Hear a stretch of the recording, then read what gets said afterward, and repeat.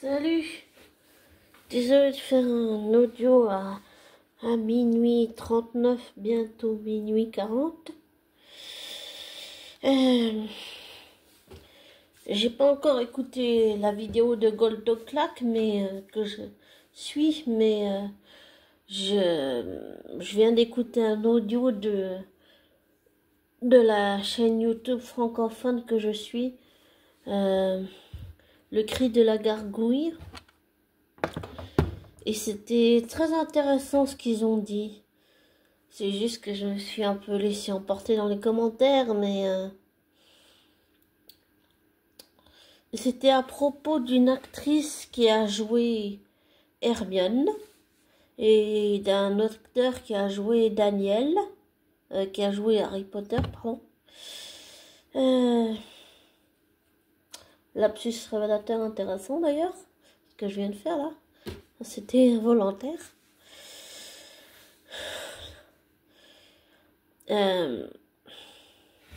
C'est vrai qu'il faut se poser des questions avec ce qui vient de se passer. Je pense qu'Emma, là, elle est confrontée au monde réel. Et le monde réel, c'est pas comme elle se l'imaginait. Elle veut qu'on l'aime, mais je la supportais déjà pas avant, mais alors là, je la supporte encore moins. Et j'ai toujours dit que je soutenais J.K. Rowling et Le Cri de la Gargouille, que on peut ne pas être d'accord, mais on peut réussir à débattre quand même. À moins que maintenant ça coûte tellement cher de dire son avis qu'on va se faire descendre dans la rue juste parce qu'on n'est pas d'accord avec l'autre. Bah, c'est à peu près ça ce qui se passe, hein. Désolé, mais j'ai pas oublié que Charlie Kirk s'est fait descendre en recevant une balle dans la gorge quand même. Et je trouve que c'est vrai. Si les rôles avaient été changés et que c'était J.K. Rowling, j'aurais été horrifiée et très triste. Parce que pour moi, la maman de Harry Potter, ça a toujours été J.K. Rowling. Ça a toujours été elle. Et vouloir absolument la dissocier, l'émanciper de tout l'univers qu'elle a créé, pour moi, c'est pas possible. C'est grâce à elle que Emma, Daniel, Green Rupert, Tom Felton, mais surtout Emma et Daniel qui lui ont craché dessus là, ces deux dingues, c'est grâce à elles qu'ils ont des carrières. Ça aussi, je pense qu'avec tout ce qui vient de se passer, il faut absolument qu'ils se remettent en question, ces deux dingues, ces deux-là. Parce que sans elles, ils auraient peut-être pas les carrières qu'ils ont aujourd'hui, hein.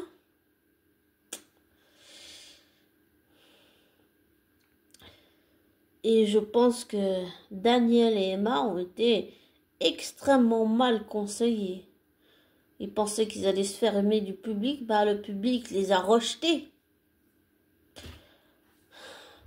La preuve, le téléphone ne sonne moins, on leur propose moins de rôles dans des séries ou dans des films, hein. Et ce mouvement woke, je ne l'aime pas. Je peux apprécier des films ou un acteur, même si je suis pas d'accord avec ce qu'il peut faire ou est-ce qu'elle peut faire dans ses opinions. Mais je pense pas qu'on puisse dissocier un artiste de ses actions et de son comportement. Dans la vraie vie, j'entends. C'est sûr que là, avec ce qui vient de se passer, Emma et Daniel prennent la réalité en pleine gueule. Pour l'avoir vécu, je peux dire que ça fait mal. Émotionnellement et psychiquement, c'est sûr que ça fait très mal.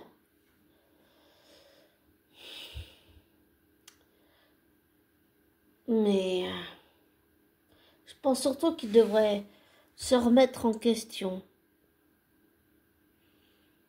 Et pour anecdote, la seule fois où, quand il s'est énervé là, puis qu'il a dit j'allais dire toutes ces âneries sur J.K. Rowling, là, le Daniel Radcliffe, c'est la seule fois dans un audio sur ma chaîne où je me suis tellement lâché que je l'ai insulté en disant que c'était un connard, un bouffon, un trou du cul, à tout ce que tu veux. Tous les mots sont passés à peu près.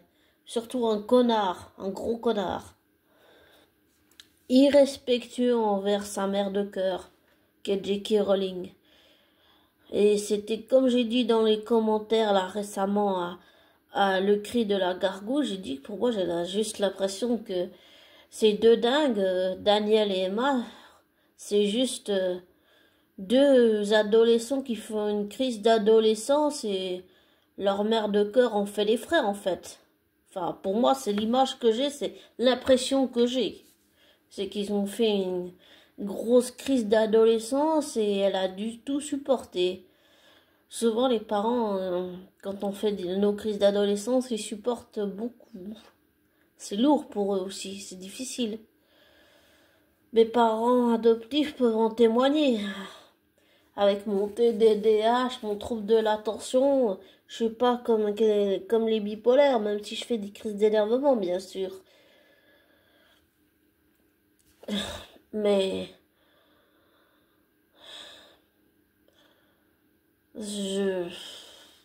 une fois que je me suis calmée, j'arrive à me remettre. Il me faut un moment, mais je finis par me remettre en question. Je pense que c'est ça que, pour moi, c'est ce que devraient faire Emma Watson et Daniel Radcliffe, c'est juste stopper sur le côté et se remettre en question un peu. Et se rendre compte qu'ils ont fait du mal à leur mère de cœur. Et que ils sont... pour moi, c'est comme s'ils étaient dans l'adolescence et que ils ont fait du mal à leur mère de cœur qui a dû tout subir. Et il serait temps qu'ils se rendent compte le mal qu'ils lui ont fait. Et le mal que ça fait aussi à tous les fans qui ont soutenu J.K. Rowling.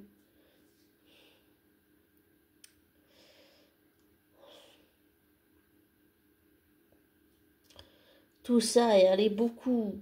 Pour moi, ça allait beaucoup trop loin. Beaucoup trop loin.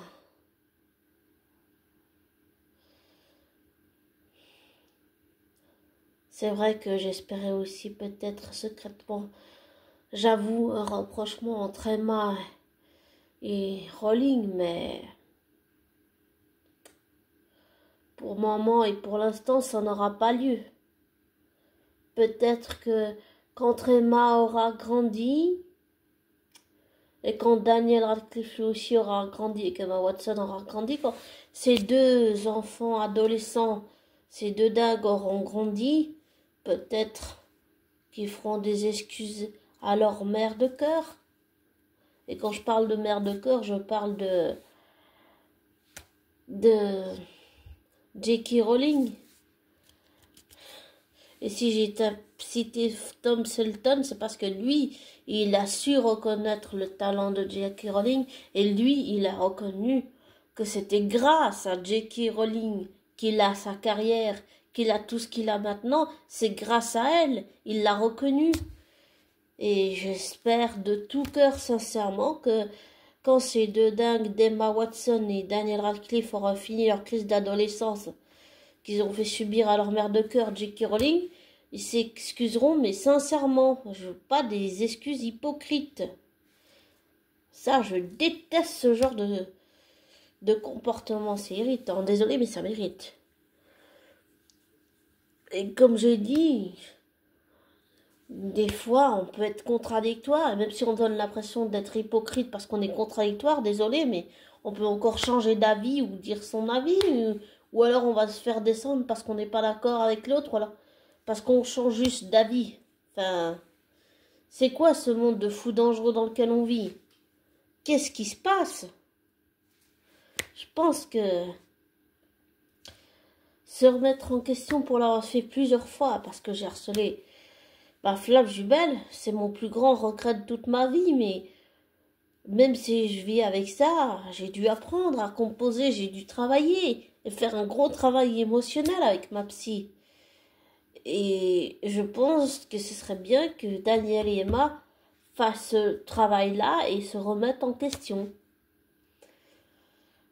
Et quand ces deux dingues auront fini leur crise d'adolescence, et que les choses se seront calmées et qu'ils auront grandi, qu'ils auront pris du recul et pris conscience qu'ils ont fait du mal à leur mère de cœur, J.K. Rowling, je pense que les choses pourront changer et que les choses pourront s'apaiser. La relation redeviendra jamais comme elle était avant. Mais peut-être que les choses finiront par s'arranger. Mais avec des excuses sincères et pas de l'hypocrisie et de la manipulation juste pour avoir l'affection du public. Parce que ce qui se passe là, c'est sûr que les gens n'apprécient plus et n'aiment plus autant Emma Watson qu'avant avec tout ce qui s'est passé. Et ce mouvement wokiste. Et comme disait le cri de l'arc-gargouille, maintenant si tu donnes ton avis ou bien que tu changes juste d'avis, que tu dis que tu as le droit de changer d'avis, tu le payes au prix de ta vie en fait. Et ça, c'est très grave. C'est très grave parce que je pense pas qu'on devrait tuer pour un avis ou pas. Enfin, cette violence, elle est écrasante, elle est lourde comme une chape de plomb, très sombre, menaçante.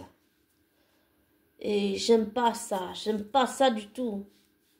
On devrait pouvoir dire notre avis sans se faire descendre, ou sans être traité de malade mental, ou de facho, de raciste, juste parce qu'on n'est pas d'accord, ou bien parce qu'on change d'avis, ou dire que les gens qui sont pas woke, c'est des gens pas sympas. C'est le contraire, les wokistes ce sont eux, avec leurs idéologies qui sont dangereuses. La preuve, Charlie Kirk s'est fait tuer. Pour moi, ça c'est une preuve que, avec tout ce qui s'est passé, et plus ce qui vient de se passer avec Emma Watson, ben, ça montre à quel point l'idéologie wokiste est dangereuse, extrêmement dangereuse. Et qu'il faut éradiquer, je ne sais pas, mais changer d'avis, peut-être, ou voir les choses différemment. Mais on ne peut pas rester sur de la rancœur, de la haine et toutes ces choses-là. C'est pas bon. C'est pas bon de rester dans la colère, la haine, le ressentiment. C'est ce que je fais toujours. C'est ce que ma sœur jumelle me reproche. Et j'ai conscience qu'il faut que j'arrive à changer ça. Et c'est ce que, pas seulement moi, c'est aussi plein de gens comme Emma Watson et Daniel Radcliffe qui doivent changer ça. Mais il faut qu'eux le veuillent. On dit souvent que le changement vient de l'intérieur. D'accord? Et je finirai juste avec une célèbre phrase de Gandhi qui dit « Sois le changement que tu veux voir chez les autres ».